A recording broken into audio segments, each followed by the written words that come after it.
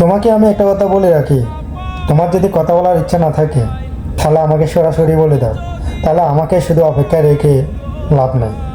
Train যত লম্বা হবে ততই ভালোবাসা কষ্টটা বেড়েই যাবে। তুমি সামনের স্টেশনে নেমে গেলে ভালো হয়, যেন ভালোবাসার দূরত্ব বেশি বাড়ার প্রয়োজন নেই। আর তোমাকে আমি সারাক্ষণ ফোন দিই, কিন্তু তুমি 10 মিনিট 20 মিনিট ছাড়া কথা বলার মতন সময়টা থাকে না। এমনকি তোমার ফোনে চার্জ থাকে না, অনেক কিছুই থাকে না। তা আসলে আমি ডিউটি করার পরেও ডিউটির মাঝেও তোমাকে কল দিই। আমাদের প্রবাসীদের জীবনটা মানে কেমন আমরা জানি না, কেন একটা মেয়েকে তোমাকে ভালোবাসে আমরা কি ভুল করেছি? আসলে ভালো থাকো, সুখে থাকো প্রিয় মানুষ, এটাই তোমার জন্য দোয়া রইল। এটাই। আর আমাকে সময় দিবা কি? তুমি যদি তোমার সময় যখন হয় না, তাহলে আর আমার পিছনে থাকিয়ে লাভ নেই।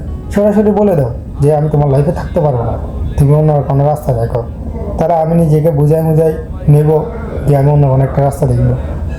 ভালো থাকো প্রিয় মানুষ।